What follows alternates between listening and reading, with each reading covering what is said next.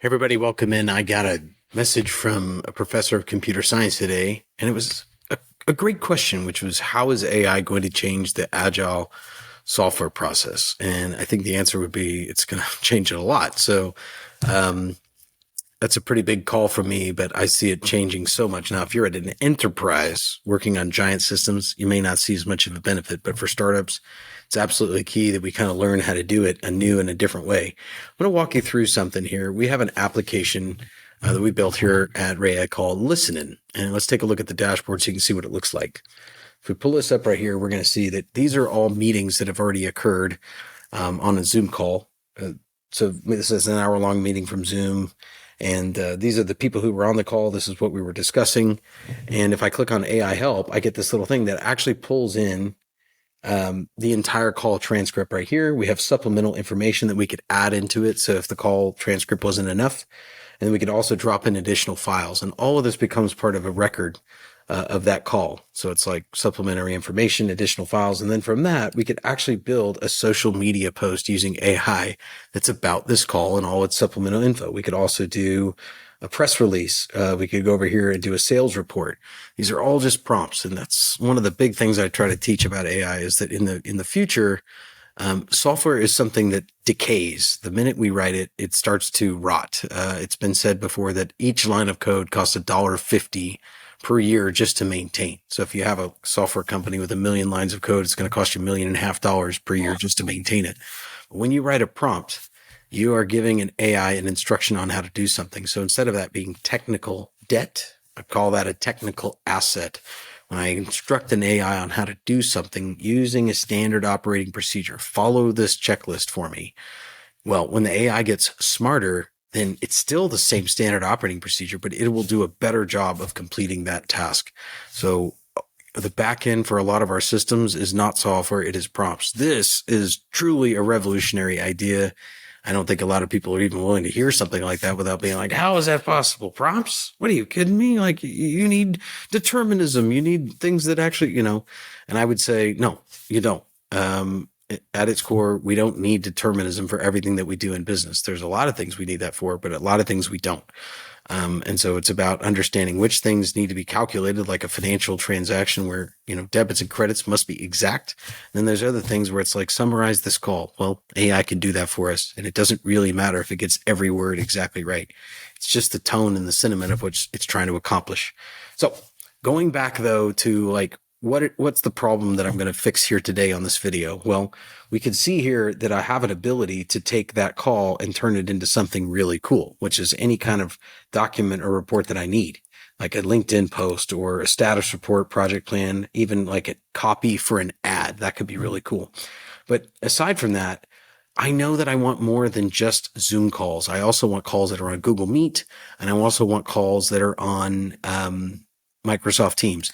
Now, there is a really cool company out there called, I think it's recall.ai, the Universal API for Meeting Bots. So this is a plug for them because they are a really cool tool that allows you to create your own meeting bot that just jumps in. So if you've seen Otter or Fireflies, you can create your own using this system. I highly recommend checking them out.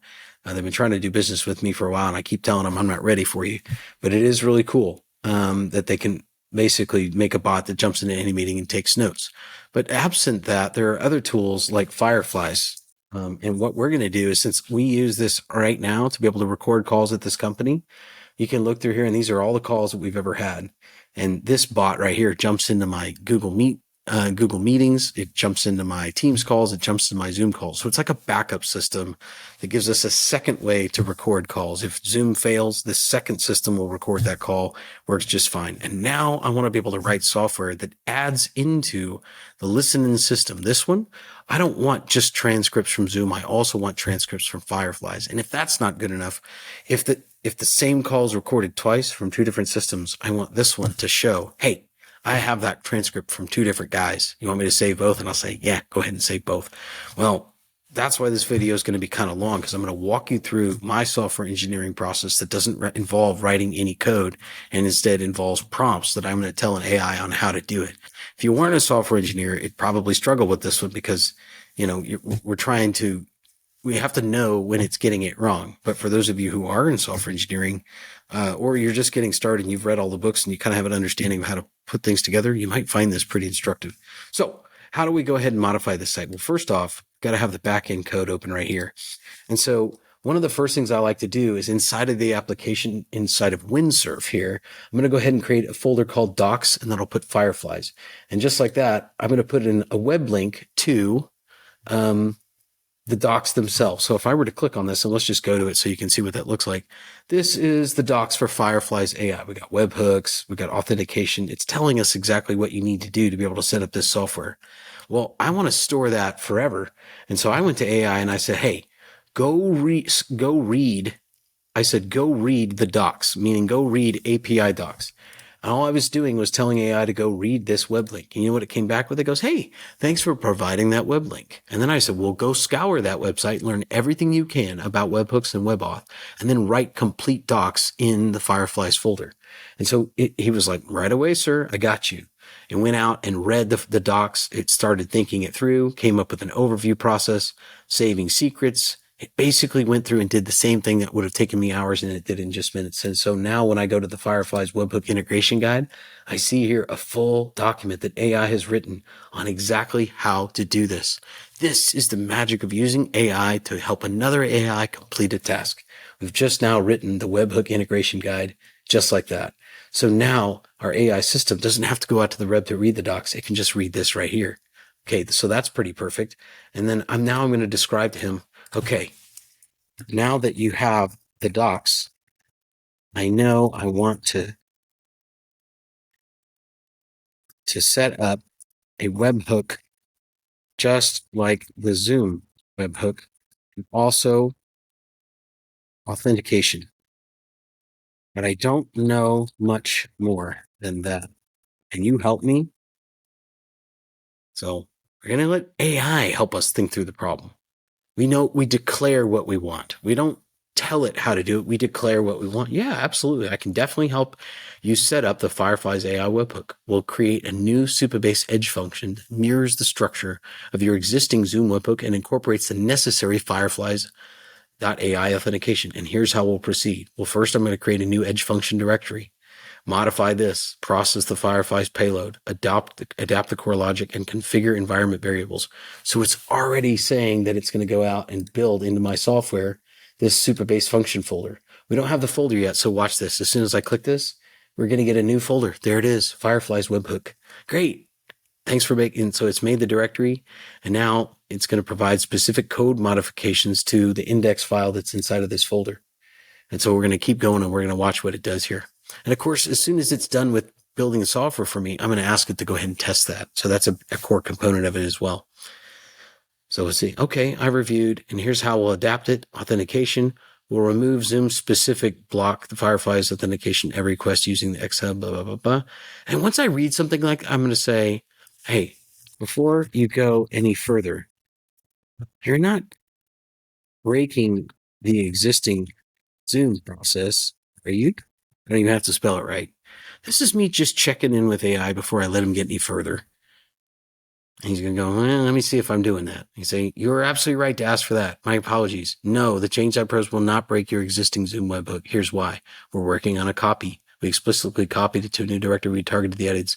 We're essentially creating a separate edge function for Fireflies. Thank you for double checking. It's crucial to ensure we don't disrupt existing functionality. And now I'm going to say, what if we created an abstraction layer in our system so that it doesn't matter where the call comes from? All incoming call systems are essentially adapters to an interface and service. Now, you might get a little confused on this one. Go, that's an excellent architectural suggestion. Creating an abstraction layer with an adapter pattern is a very good idea for handling webhooks. So first off, this decouples, scalability, standardization. How would it work? Well, we create a core service. We create an adapter. We implementation considerations with Supabase. We have shared code. You might have a central table that stores that standardized call event, initial overhead and complexity. Yes, I strongly recommend going with this abstraction layer. It does solid principles. And I'm going to say, before we continue, does this break the existing Supabase edge functions? So let's see what it says. This is how, when people say like vibe coding doesn't work, a lot of times they don't know the right question to ask. And so you've got to always challenge your AI to make sure it's not doing something that's going to break something else. And you kind of know after years of doing this what to do. Well, that's a very important question. So here's how it would work in the potential fixes. This function is entirely new, and this function will be refactored. Potential risks. If the refactoring is done incorrectly, then the Zoom webhook process can indeed break or behave. Mitigation, careful coding, testing, staging, logging. Let's say, what if we just create a new Zoom webhook, but without changing the existing one, and then blue-green to completion?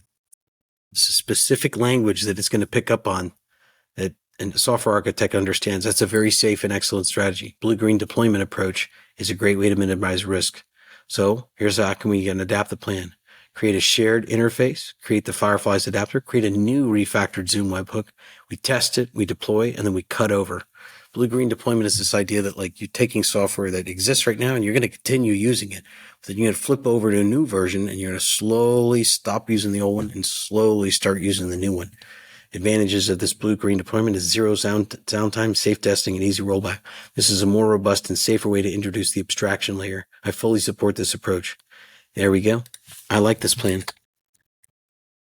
Anything else I should be thinking about? One more challenge. Might as well give it one. I've been reevaluating it. It seems to be the most plausible way forward, et cetera, et cetera. So, excellent. It's a solid plan. Before we dive into coding, here's a few different things. Yeah. So, idempotency. This word means if you get the same call twice or three times, what's it going to do with that? You want your systems to be idempotent because it means that it doesn't matter if it sends it to you 3 or 4 times. It's just not going to, make a copy of it. Error handling and retry. This is a cloud computing thing. It's a FANG thing. You want to make sure if you're sending the same message 6 times that the other system doesn't care about that. It just takes the first one or takes the last one or something like that. Error handling and retries, comprehensive logging, database schema for standardized events, configuration management testing.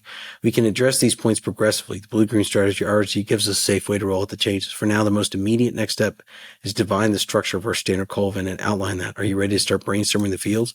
Say, yes, but I want you to create a checklist for this system, store it in multiple files, ASCII checklists, and then you can follow those and check them off as you go. This allows you as an AI to maintain cohesion for the entire task. We know before we get started that AI is going to get lost. They always get lost. There's only so much they can keep in their minds. And so I'm saying, if you thought about how to do this, then I want you to break that up into a bunch of little steps for me and then put them into documents. And so it's creating a checklist right now. I'm starting to think about how to best structure that. And let's see what it comes back with. This is a way for you to basically take, okay, AI, you got some great ideas. I want you to put those out into paper, just like we do as humans. Write it down. That's an excellent strategy for managing a complex text like that. Using these checklists will help me to check off items as I go. I'll create these checklists in a new directory, and I'll have a top-level checklist which will outline the major phases. Each major phase will have its own detailed checklist. And we see here that it's failing on each of these, and I'll say, you need to make dir first.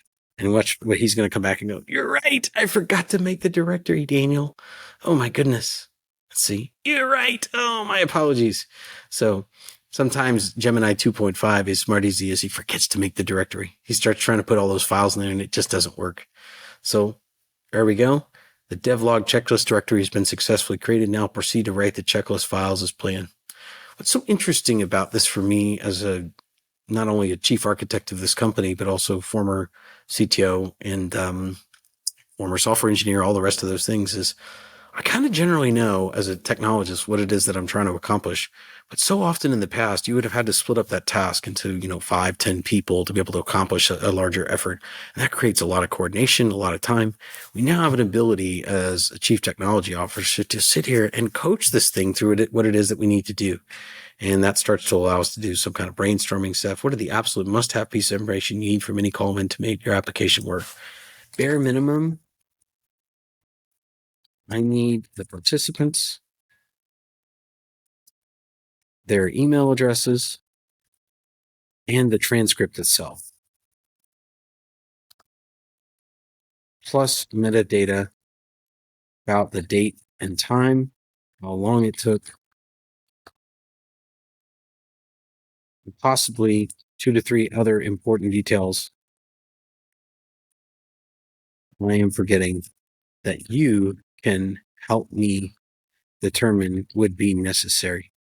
This is the essence of pairs programming. I don't remember everything that needs to be done on a call. And this is where I can tell you, I'm sure I want this, but I'm not sure about the other things. Why don't you come up with something for me? Here we go. Okay, focusing on your bare minimum requirements. We need participants. We need the transcript. We need the meeting time, start time, ending time, duration in seconds.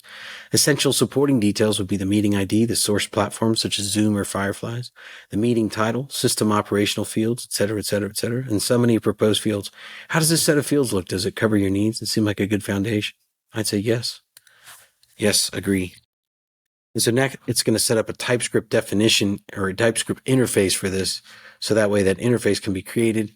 And suddenly we have like a central thing that defines what a call even looks like. What's cool about that is then the adapters will know that they have to write to that interface, and the database will know that it has to have enough fields for that interface. So by starting with the interface and moving our way outwards from the middle, we can be sure that we're doing it the best way possible. And AI figures that out for us. It's fascinating. So here we go. It seems I'm running into the same issue with creating a standardized call event file. Seems like the directory doesn't exist. My bad. So we'll go ahead and create that. And then we have a shared directory.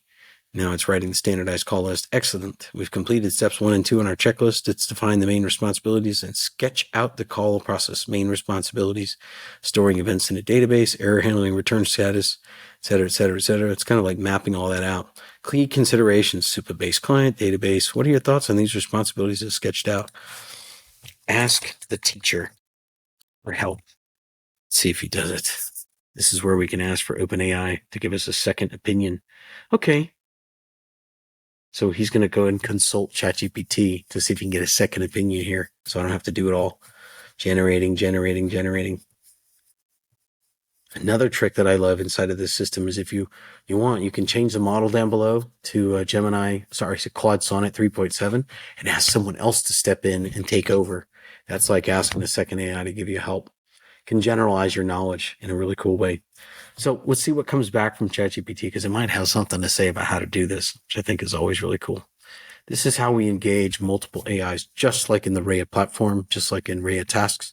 Rhea is a special kind of AI agent that works together as teams to solve problems. And that creates a generalized intelligence. Okay. So here we go. The feedback from ChatGPT was very insightful and provides some excellent points to consider. Use a library like Joy for more comprehensive schema validation. Just go with the basic data transformation, data operations and concurrency, security, edge cases, yada, yada, yada. Actionable changes based on feedback. Select only ID. Yep. Consider deduplication. There we go. I'm happy with the current set. You're correct to point out the lin errors regarding this use, et cetera, et cetera. So can you see how this process, like if you haven't been, I've been writing software for 30 years. If you haven't, it's going to be tough to vibe your way through something, as they say. But I don't have a problem with vibe coding. I have a problem with not understanding how to read a vibe coder, an AI agent that's trying to complete a task for us. So here we go. Phase 1 core abstraction. Let's see what that says. You're right to point out those lin errors.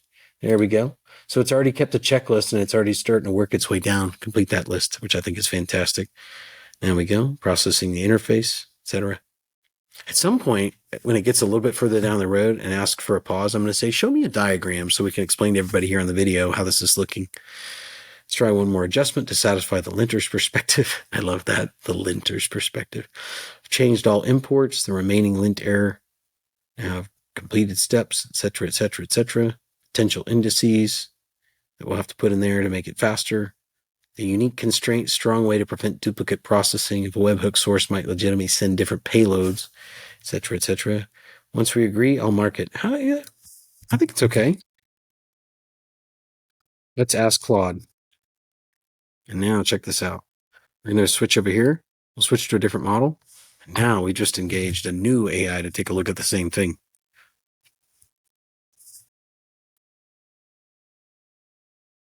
You're right. Let's get a second opinion from Claude. This aligns with your rule of consulting AI models for architectural reviews. Interesting. Claude's a little slower. Claude Sonnet 3.7 has been out for quite some time. Yeah, he's actually going out and asking GPT. So even the AI is a little confused on how to ask Claude. Your proposed schema covers a few suggestions. Index design. The feedback is quite valuable. Let's incorporate the most relevant suggestions based on your feedback. Here's a refined schema. There we go. Process call events, event identification numbers, meeting details, content, original date, constraints, etc. Key improvements, added check constraint, revival. Let's mark this as complete. I apologize for there's an issue with the tool call. Try again with the correct tool name. And then just like that, it was able to mark off 1.5.1. We are coding at lightning speed here. Now, if you've never done this before, it's going to be tough to keep up with all the little technology terminology, but I kind of generally know what I'm after.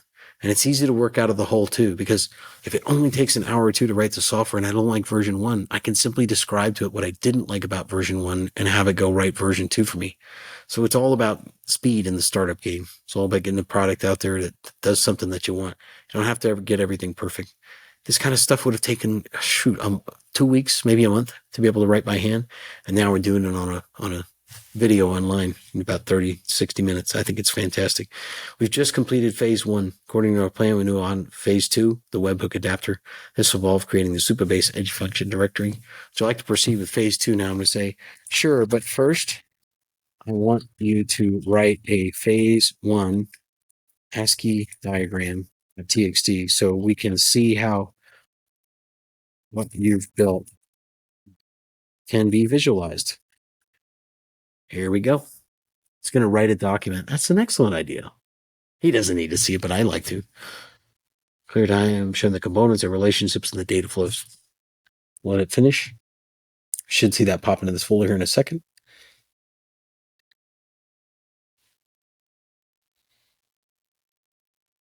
Here we go. Look at that. Core abstraction layer. Standardized call event interface. Transforms to call processing. Zoom, webhooks, Fireflies, and other sources all come in via an adapter, and they move over to a Supabase table called processed call events. So this abstraction layer basically manages all that stuff so that it doesn't matter where we're getting our calls from. It only matters that they all get pushed over into this same general payload. Data flow, benefits. Sometimes one of the reasons I like asking AI to write stuff like this is because it helps to load its context window with what we need. As we move, we'll implement the Fireflies adapter that will authenticate incoming webhooks using HMAC 256, parse the payload, transform this data, and call the processing service. This diagram helps visualize how this will fit into the overall. Shall we proceed? Yeah, let's do it. I'm not going to do the whole video because it'll be too long. Everybody, I don't want to see all this stuff. But if you're an engineer at a startup or you're an AI engineer, you might find that these techniques that we use here at Rhea AI allow us to make software as fast as anyone I've ever seen. We typically can get out anywhere. I sometimes get up to 2,000 lines of code an hour, which, code is not the most important thing. The fact that it works is, but sometimes when I'm pushing code out at 2,000 lines of code per hour, in a couple hours, I might have an entire system built, and then I'll test it, check it, and if I like it, I'll say, hey, AI, go take a look at everything we built. Build a better mousetrap. Do it better next time. What did you learn from the experience that could make it even better? By building stuff in a component type system, these small little things, and then being able to ask AI to refactor it into something better. It's a truly amazing process. Now, how can you guard against asking AI to refactor something from this system to this system without it breaking it? One of my favorite tricks is to say, if you've already built the first system and it works, I want you to write a bunch of tests. I want you to write unit tests, integration tests, and end-to-end tests. Write all 3 types of tests. Give me 100 of those things. Make sure you have a significant code coverage. Now I want you to refactor those tests into the new system. And now I want you to write the new software in a way that makes it pass the same tests over here that it was testing over here. It's a little like, if you were about to cross the street on something, you might send one of your friends across the street with a camera first and be like, hey, make sure you record this. Cause if I get hit by a car, I want to make sure that, it's on film. And so your friend hops across, he starts the camera, and now you're walking. Now, of course, your friend got run over, but aside from that, by sending over the tests first and then having them watch as the software is written, it'll fill back into those tests. And it's a fascinating way to watch AI be able to move stuff from version A to version B. All right. So I think I'll cut the video off because I think the point has been made. This is how you can speed forward this process significantly. Claude Sonnet 3.7 being one of my favorite models can chew through systems pretty quickly, but it's my recommendation that if you're not on Gemini 2.5, you get on there pretty quick because he writes code super fast, and he also parallelizes. So he'll be able to write 6 or 7 files all at the same time. That's super cool. Another thing I'd mention is that Claude Sonnet 3.7 is my favorite model for front end. So if you're playing with React or you've got a tailwind situation that you're working in ShadCN or some other kind of very common library where you need to be building amazing front ends that look pretty, stick with Claude Sonnet 3.7 for now. Gemini 2.5 doesn't really do such a good job. I'll show you one quick example before we go. This is our website. Let's see if I can pull it up here. Localhost 3000. See if I can pull this up here. There we go. Well, this is our AI book authoring tool, which I'm still working on, which is going to be really cool. This is where you can take dozens of documents and turn them into a book. It'll actually extract it and put AI through recursive processes that turns it into a book. And it all runs from your local computer. Pretty amazing stuff. But aside from that, let's actually go see if we can find the Rhea AI website. Here we go. We'll start this up. Oops.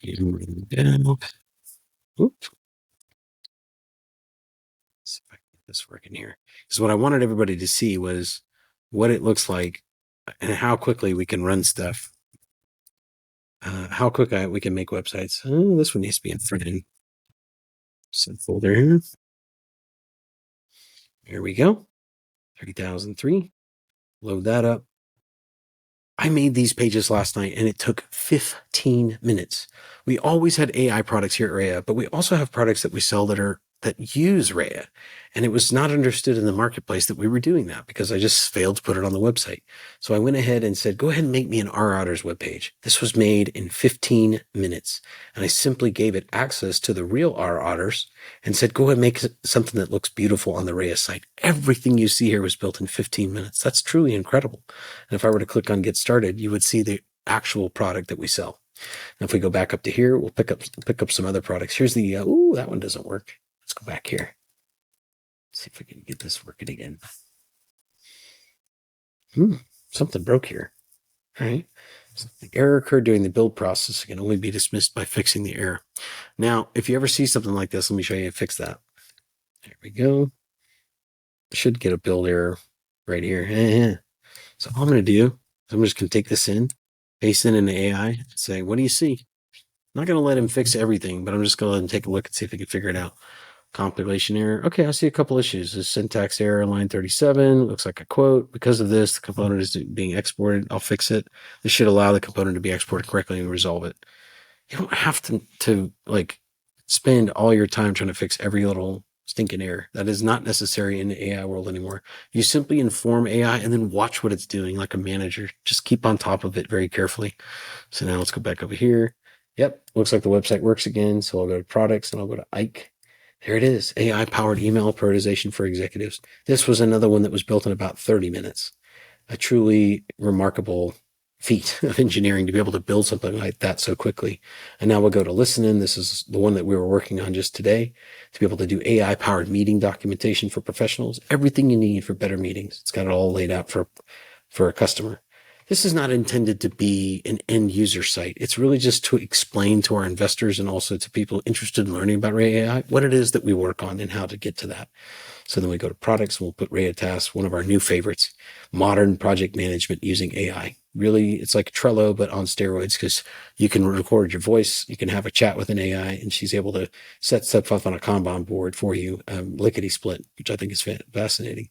Okay. But the whole point of this was to show you that these 4 pages right here, I built them all in like 2 hours. 2 hours of time. And it was done using Claude Sonnet 3.7. So if you're not using Claude Sonnet yet, and you're still using Gemini 3.2.5 or something else in Windsurf, I promise you'll want to switch over to Claude Sonnet, because just makes amazing front ends and can basically copy the tone and sentiment of other websites and make beautiful things. I know I talk fast. I know I get through it fast, but this is not a video for anybody other than AI engineers who are trying to figure out how do you level up, how do you get there as quick as possible. And to answer the professor's question, is this going to change the Agile software process? I don't see how it couldn't. We just got done in, 30 minutes, 45 minutes, however long this video is, what used to take a week. So the idea of setting up a Kanban board in Jira and setting up all these tickets and then firing them off, we don't do that stuff anymore. We simply ask for what we want and let the AI cook it and then monitor it carefully for anything that might be a little funny. Thanks for watching.